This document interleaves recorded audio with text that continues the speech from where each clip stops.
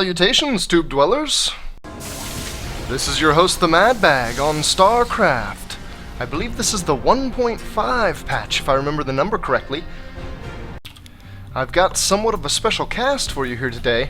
This is the Heart of the Swarm custom map. Now, I'm going to blaze through a lot of parts of this game. I'm going to speed through it very quickly because there's just a specific little bit that I want to show you.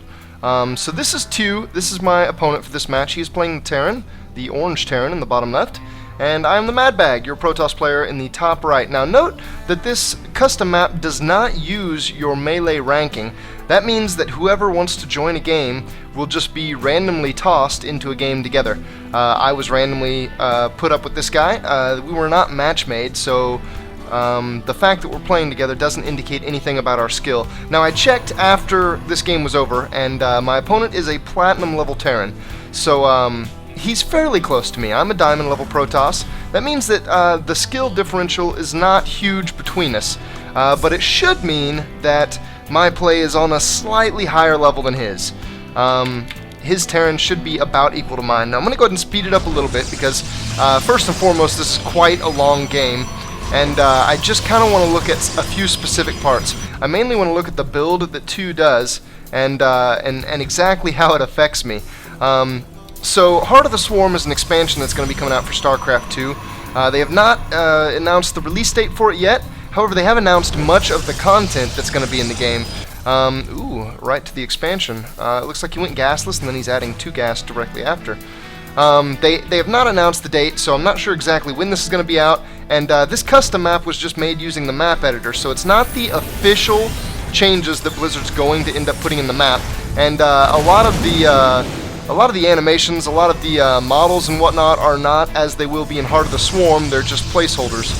One example, I know in this game there's a glitch with the warp gate animation. They still look like regular gateways, even though that is a warp gate.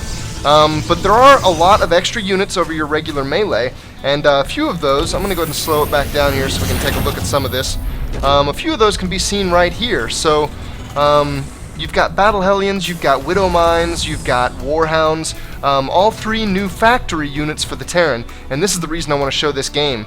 This Terran goes Mech in a Terran versus Protoss. I know, unheard of, right? Well, he does it, and this is a long game, so I don't just smash him when he does it, and that is normally what happens when a Terran goes Mech in Terran versus Protoss. Now I did go a 3-gate with a robo, and I'm pretty much directly whipping out a robotics bay. A lot of times I do like to do the Charge Lot Archon style. It looks like this game, for some reason or another, I just decided to go Colossi. And I am ignoring some of the changes that I could potentially utilize as a Protoss, the Mothership Core namely. It's got some useful abilities. I feel like it's a little bit more geared towards a Zerg opponent, though, than it is a Terran opponent. I suppose I'll eventually see. Ooh, and here you see a Widow Mine being used. Again, these animations aren't exactly as they'll be in Heart of the Swarm, but the statistics are all pretty close. So the Widow Mines do huge damage in the current balance scheme, and he uses them quite heavily. He ends up getting a really big hit, so we'll see in a little bit exactly how sweet it is. And these Battle Hellions look hilarious. They just look like a Firebat from the campaign with a Hellion on their back. So he is getting his Mech out. And again, these stats that you see on these Mech units are not going to be exactly as they are in the actual release of Heart of the Swarm, but they're fairly close. One thing to note about these Battle Hellions is that their AoE has been changed. Instead of doing a line like it normally would, it does a little fan AoE that hits more targets in a row right in front of the Hellion, but fewer like in a line jetting back. So it does that to be a little bit more effective against Zealots. In the current Wings of Liberty game, as Hellions attack Zealots, they do good as the Zealots run in, but when the Zealots get up to the Hellions, they fan out in an arc around the Hellions, and then the Hellions don't do so good because their shots only hit 1 or 2 Zealots. Whereas the Battle Hellion will be basically the opposite. When the Zealots fan out, that's when it really starts getting the good engagement. If a Battle Hellion were right here, it would be able to hit all 3 of these Zealots and maybe even a row behind it. So the Battle Hellions are supposed to be a lot better against your gateway, your zealots. They have a lot more survivability against stalkers. So it's just like a rearrangement of how Mech is supposed to work in Terran versus Protoss. And that's the primary thing that I want to look at in this match. So as of right now, in Wings of Liberty, whenever Terran go Mech, they kind of still have to use a harassment style. Mech is really hard to pull off because, generally speaking, the Protoss units are still stronger than even a Terran's Mech army, and the Protoss will win direct engagements. So the only way you can get Mech to work is by using things like Banshees and things like Hellion drops to try to wipe out the Protoss's economy, to try to circumvent his army, and instead come in the side and kill his probes. Now, they plan on changing that in Heart of the Swarm. They want the Terran Mech army to be like the penultimate power army. It's very immobile, it's very slow, even with the Warhounds. The Mech army is still fairly slow, you kind of have to keep it focused, it's hard to split up and still be effective. And we'll see exactly how a very strong Terran Mech army ends up producing against your traditionally strong Protoss army. Now, I did get in here with an observer, and I did see the ridiculous number of factories, so I know that he's going Mech, and I kind of know their plans for Heart of the Swarm, so I kind of expect, oh, and I don't have an observer, and I'm not even watching this army right now, they are on a move command. These Widow Mines. Oh, Jesus.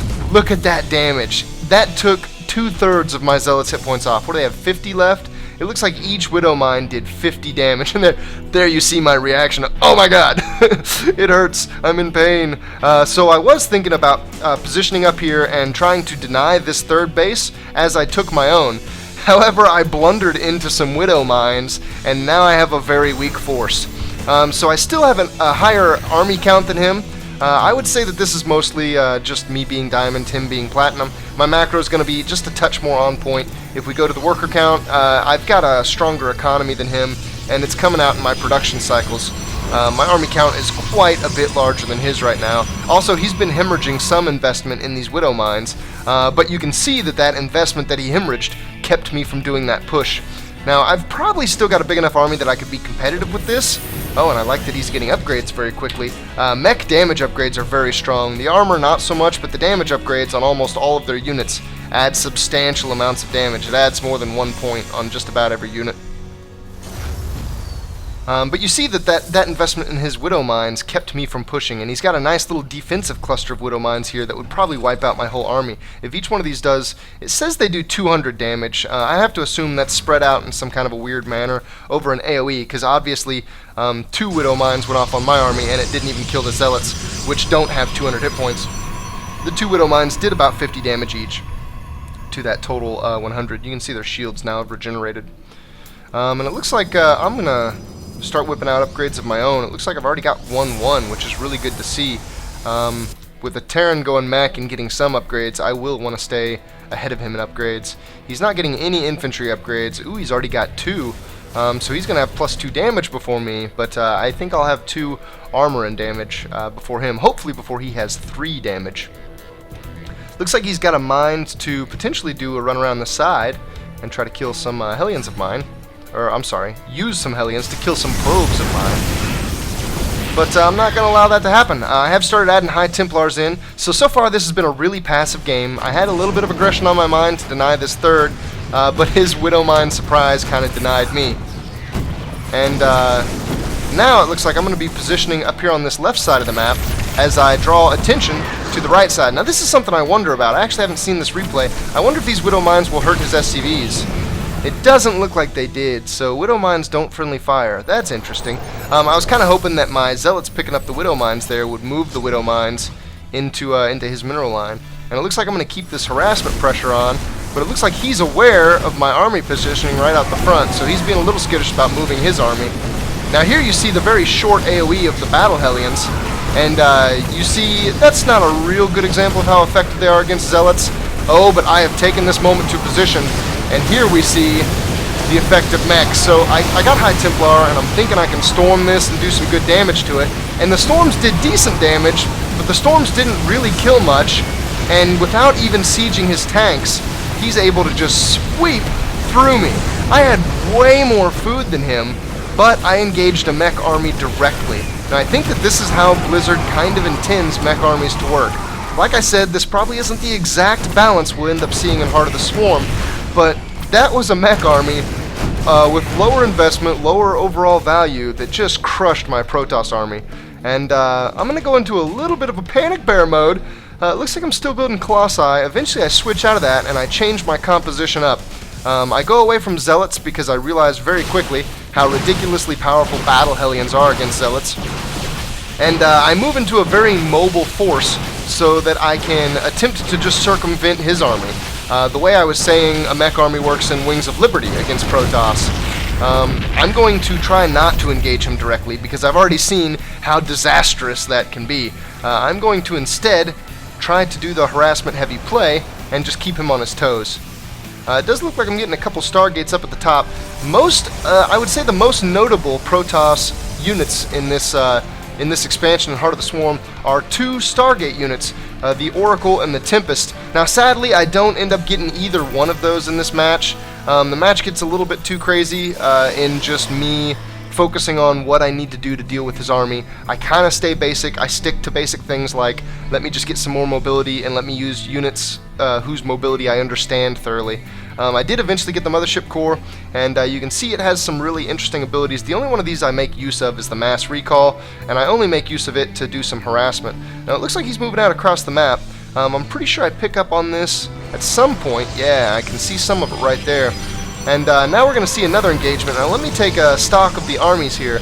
We've got a 3K 1500 gas, almost 4K 1500 gas army for the Protoss for me, and 2515 for the Terran. Now this time he is going to siege up. My Zealots get in, but get cleaned pretty well, pretty fast.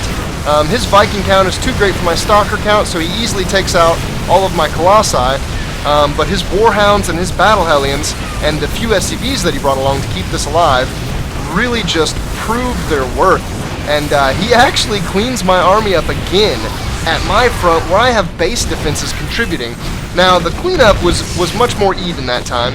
Like I said, I had base defenses contributing, and I had started to mix in other things in my army, like these Archons. I think they helped a lot. They soaked a lot of damage. There's nothing in the mech army that really does extra damage to the Archons, being psionic.